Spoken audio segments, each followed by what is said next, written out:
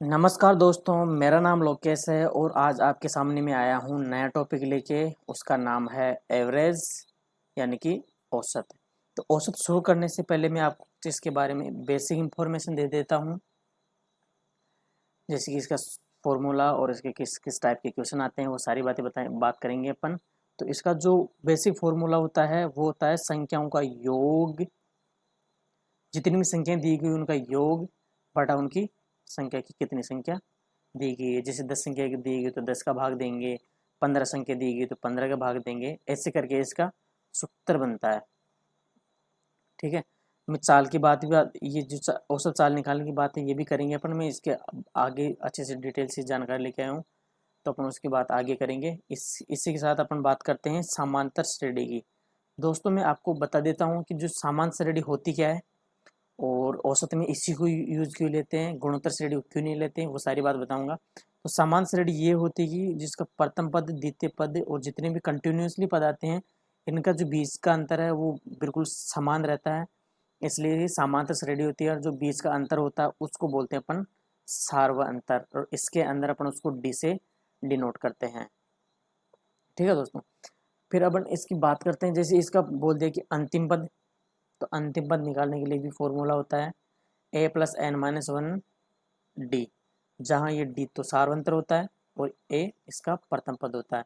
ये इसका अंतिम पद निकालने का फॉर्मूला होता है।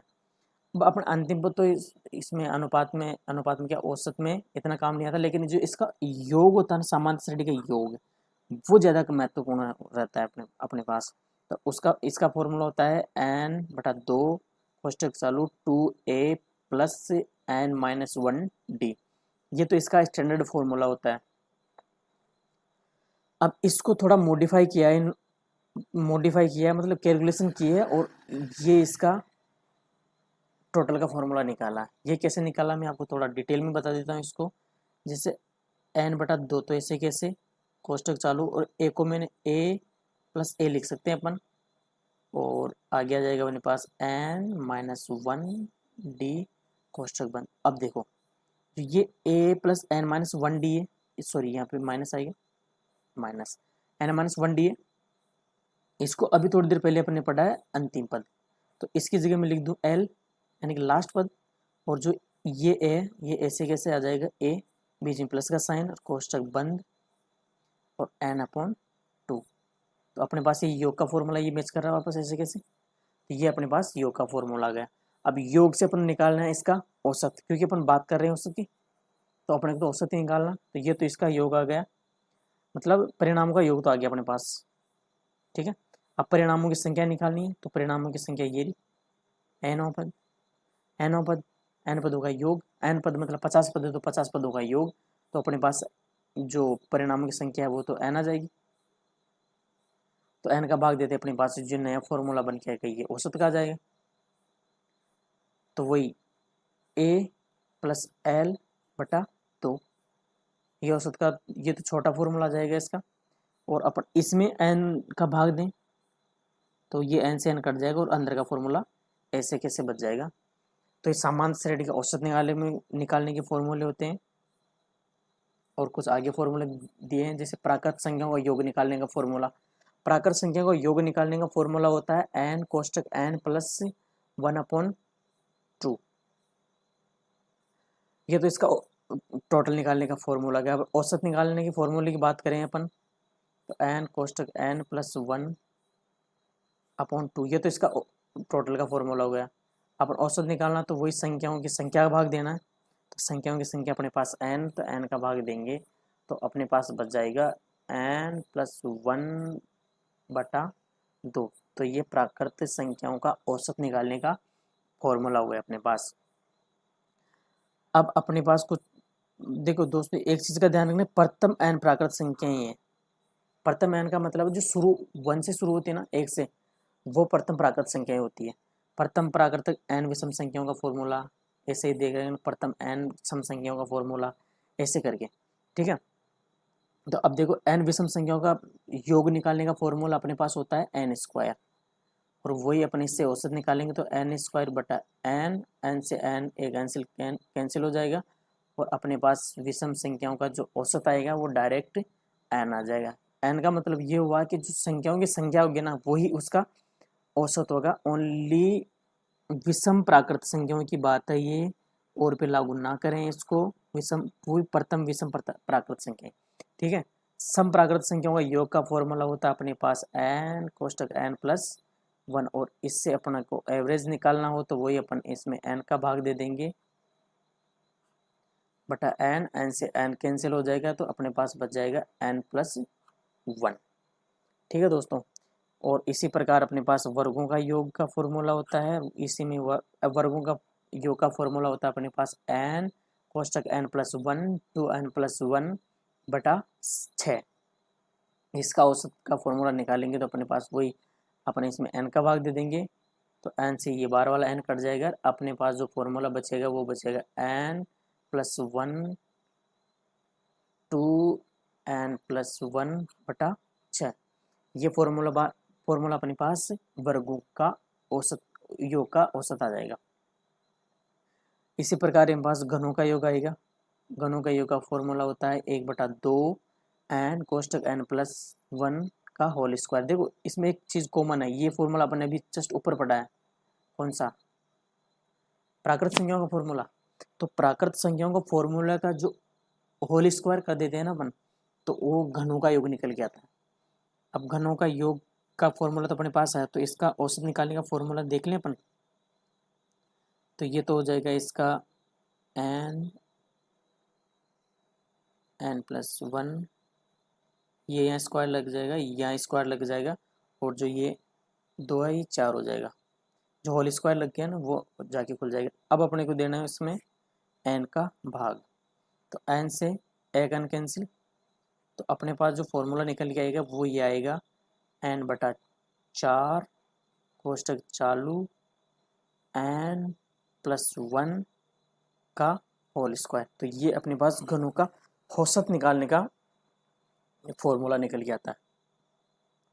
अब आगे फॉर्मूला की बात करते हैं अपन। देखो आगे जो फॉर्मूला है ये औसत चाल। देखो औसत चाल निकालने के लिए अपन जो अपन अब तक पढ़ के आए हैं उसके हिसाब से तो ये होना चाहिए कि जैसे अपन को चाल दी हुई है 10, 20 और 30, मैं बोलता हूँ कि इसका औसत निकालो, तो अब तक पढ़ के आए हैं वो उस हिसाब से तो प्लस प्लस बटा 3, ये इसका औसत आना चाहिए, लेकिन होगा नहीं ऐसे, क्योंकि जो ये 3 है ये तो काउंट है इनका, लेकिन जो इनका औसत निकलता है वो कुल समय से निकलता है। तो यही चीज़ अपने को ध्यान रखनी है और इसके क्वेश्चन सोल्व करने हैं। मतलब जो औसत चाल निकालते हैं अपन, उसमें ये आता है कि कुल तय की गई दूरी बटा कुल लगा समय, ये औसत चाल निकालने का फॉर्मूला होता है। अब देखिए इससे कुछ वेरिएशन है कि अलग अलग दूरी दी गई हो और अलग अलग समय दिया गया हो, तो उसके लिए फॉर्मूला बनता है अपना ये पहली दूरी, दूसरी दूरी, तीसरी दूरी बटा पहली में लगा समय, दूसरी में लगा समय और तीसरी दूरी में लगा समय, तीनों को टोटल करेंगे, तीनों दूरी का टोटल करेंगे और तीनों टाइम का टोटल करेंगे, फिर तो वही फॉर्मूला लग जाएगा अपने पास, ठीक है। इस प्रकार अपन औसत चाल का फॉर्मूला लगाते हैं। और इसका अगला वेरिएशन है कि इन्होंने जैसे दूरी दे दी, तीनों अलग अलग दूरियां दे दी और तीनों चाल दे दी। अब अपने पास इसमें टाइम नहीं दिया, जबकि अपने को फॉर्मूले में क्या चाहिए होता है, टाइम। फॉर्मूला क्या था, टोटल दूरी, दूरी बटा कुल समय, ये अपने पास फॉर्मूला होता है, लेकिन अपने पास इसमें टाइम दिया ही नहीं। तो टाइम निकालने के लिए फॉर्मूला होता है अपने पास टी बराबर डी बटा वी। तो अपने पास दोनों चीज़ें दी हुई, दूरी भी दी हुई है और चाल भी दी गई है, तो पहला टाइम निकालने के लिए d1 बटा v1, इसी प्रकार दूसरे के लिए और इसी प्रकार तीसरे के लिए यूज़ करेंगे। फिर अपने को टोटल क्या करना, दूरी, तो टोटल तीनों दूरियां और ये टाइम आए गया अपने पास, तो टोटल टाइम कर देंगे और टोटल दूरी में टोटल टाइम का भाग देंगे, तो अपने पास वापस क्या आ जाएगी, औसत चाल। ये क्वेश्चन के साथ अच्छे से समझ में आएंगी, फालतू में कंफ्यूज होने की जरूरत नहीं है कि क्या दे दिया, इधर वी दे दिया, इधर वी दे दिया, टी दिया ही नहीं है, तो टी निकाल लेंगे और अपन आराम से सोल्व कर लेंगे। अगला वेरिएशन दिया है इन्होंने, अब की बार इन्होंने डी भी नहीं दिया, डी नहीं देख रहे उन्होंने वी और टी दोनों दे दिया। अब इन दोनों से अपन डी निकाल लेंगे, वैसे डी निकाल के डी की जगह तो डी रख देंगे, ये डी है अपना पूरा, तीनों डी, और तीनों के लिए तीनों टाइम है, और वापस वही अपने पास औसत चाल निकल के आ जाएगी। फिर अगले वेरिएशन की बात करते हैं अपन, जैसे कि इसने दो अलग अलग चाल दे दी और समान दूरी दी। समान दूरी का मतलब ये होगा जैसे अपन स्कूल जाते हैं तो जाते और आते टाइम अपन अलग अलग स्पीड से जाते हैं। जाते टाइम अपन धीरे धीरे आराम से जाते हैं क्योंकि मन नहीं होता पढ़ने का, तो धीरे धीरे जाते हैं। और वापस आते टाइम अपने खेलने का मन होता है तो अपन फटाफट स्कूल से वापस घर आते हैं, तो स्पीड से आते हैं। तो ये दोनों अलग अलग चालें हो गई, लेकिन दूरी तो वही रहेगी अपने घर से स्कूल के बीच की, तो वो तो होगी समान दूरी। और अपने आने जाने की हो गई ये चाल अलग अलग। इस पे क्वेश्चन भी दिया है, उसकी बात करेंगे। तो उसको औसत चाल निकालने के लिए फॉर्मूला होता है अपना टोटल डी, दो डी हो गए, डी ओ डी आने की प्लस जाने की, तो ये तो होगी 2D। और ये पहले के लिए टाइम टी बटा वी, टाइम तो दिया नहीं था, चाल दी थी, तो उससे अपन टाइम निकाल लेंगे, दोनों का टाइम निकाल लेंगे और इसको एलसीएम लेके सोल्व करेंगे तो अपने पास फॉर्मूला निकल के आएगा ये वाला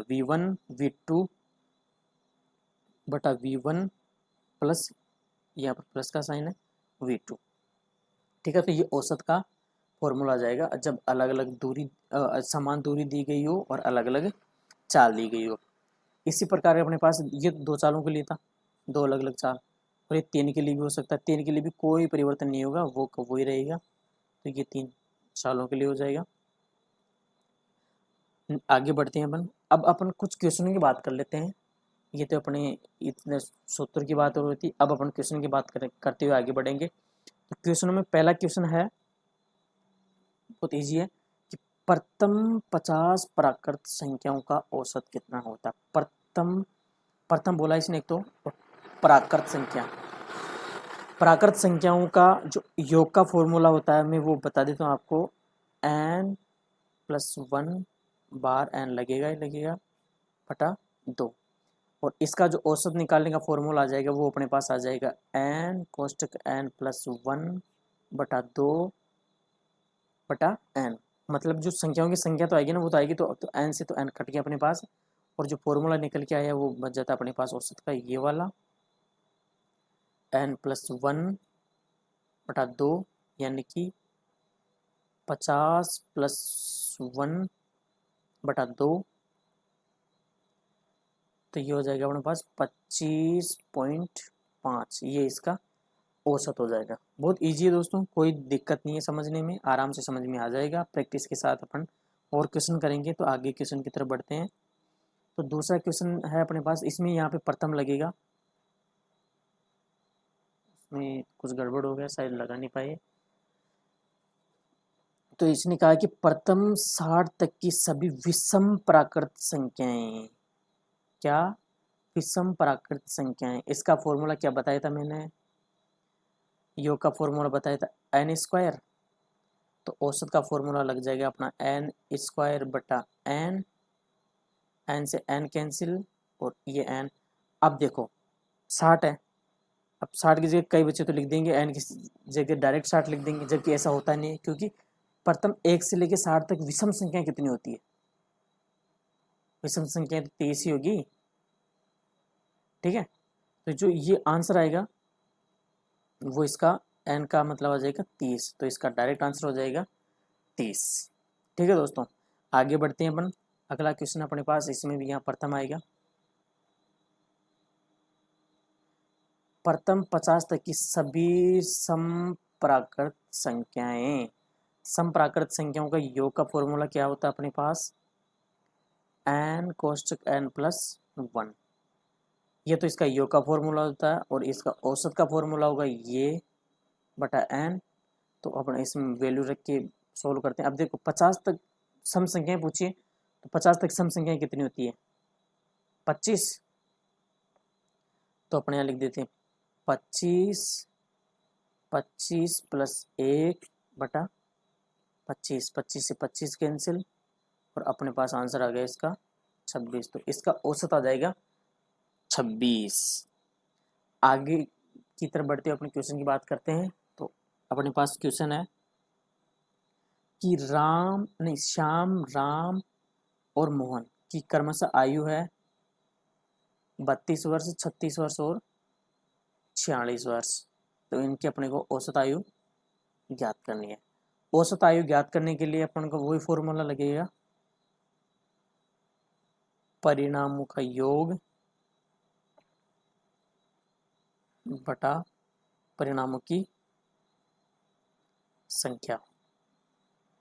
तो परिणाम का योग तो आ जाएगा अपने पास 32 प्लस 36 प्लस 46 बटा काउंट कितना, 1 2 और 3।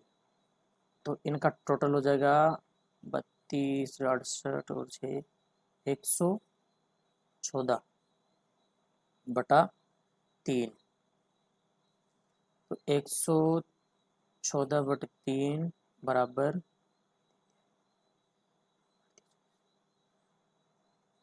3 और 8 यानी कि 38 वर्ष। तो इनकी तीनों की औसत आयु हो जाएगी 38 वर्ष। तो और अब आगे क्वेश्चन बढ़ते हैं। आगे वाला क्वेश्चन है कि एक नाव में 10 नाविक थे। 10 नाविकों में एक नाविक चेंज हो रहा है, 56 किलो का है वो जो चेंज हो रहा है, उसके स्थान पर एक नया नाविक आ रहा है, नया व्यक्ति। अब जो नया व्यक्ति आया ना, उसके आने से इनका औसत भार है ना, औसत भार जैसे मान लो कुछ भी है उनका औसत भार, उससे अपने को कोई मतलब नहीं है। औसत भार इनका 800 ग्राम बढ़ जाता है। 800 ग्राम औसत भार बढ़ने का मतलब ये हुआ कि जो प्रत्येक व्यक्ति है उसके वजन में 800 ग्राम की वृद्धि हो गई है नया व्यक्ति आने से। ठीक है, ये बात समझ में आ गई यहाँ तक। तो अपन बात करते हैं, देखो औसत वजन का अपन को कोई मतलब नहीं है, अपने को ये निकालना है कि जो नया व्यक्ति उसमें टोटल कितना वजन है। मतलब अपने को ये तो पता है कि जो गया व्यक्ति है वो 56 किलो का है। इसका मतलब कंफर्म ये है कि अगर औसत वजन बढ़ रहा है तो नया जो व्यक्ति आएगा उसका वजन है जो 56 से क्या आएगा, ज्यादा ज्यादा आएगा। तो कितना ज्यादा आएगा वही अपने को निकालना। अब जो 800 ग्राम की वृद्धि हुई ना, वो 10 नाविकों की हुई है। ये तो चेंज देख, औसत आयु तो औसत आयु में आएगी, इसकी जो वृद्धि होगी तो इसके वजन में भी वृद्धि होगी औसत आयु में। ठीक है, तो 10 नाविक, प्रत्येक नाविक का कितना वजन बढ़ता है, 800 ग्राम। 10 का बढ़ रहा है तो कितना ग्राम, 8000 ग्राम। और 8000 ग्राम का मतलब है 8 किलो, 8 केजी। ग्राम को चेंज कर लिया मैंने केजी में। जो 8 केजी है तो उसका पुराने वाले नाविक से वजन 8 किलो ज़्यादा होगा, तभी प्रत्येक नाविक के औसत वजन में 800 ग्राम की वृद्धि होगी। इसका मतलब ये हुआ कि जो नया नाविक आया है उसका वजन है अपने पास 64 केजी। ठीक है दोस्तों, बहुत इजी है। ऐसे क्वेश्चनों को अपन ध्यान से पढ़ के करेंगे तो हो जाएंगे। और भी क्वेश्चन लेके आए हूँ। आगे वाला क्वेश्चन है अपना औसत साल निकालने वाला, जिसमें क्वेश्चन में कहा कि सुरेश 70 किलोमीटर प्रति घंटा की गति से घर से प्रतापगढ़ जाता है और वापस आता है ये प्रतापगढ़ से अपने घर, तब 30 किलोमीटर प्रति घंटा गति रहती है। मतलब वापस आने में इसका इंटरेस्ट तो बिल्कुल ही नहीं है। 30 किलोमीटर प्रति घंटे की गति से वापस आ रहा है और इसमें कहा कि आने जाने का जो रास्ता है वो सेम है। तो सुरेश की औसत गति अपने को बतानी है। ठीक है, देखो औसत चाल निकालने का फॉर्मूला अपने पास होता क्या है, 2v1 v2 बटे हुए v1 प्लस v2। अब इसमें वैल्यू रखते हैं, v1 की जगह अपन रख देंगे 70, v2 की जगह रख देंगे अपन 30, वही 70 प्लस 30 अपने पास हो जाएगा 2 × 70 × 30 बटा 100। 2 जीरो से 2 जीरो कैंसिल, अपने पास बचा क्या, 2 × 7 × 3 यानी कि 42 किलोमीटर पर हावर सुरेश की औसत चाल आ जाएगी। औसत चाल। ठीक है दोस्तों, तो दोस्तों आज के सेशन में इतना ही। कल इसके और डिटेल वाइज क्वेश्चन की बात करेंगे।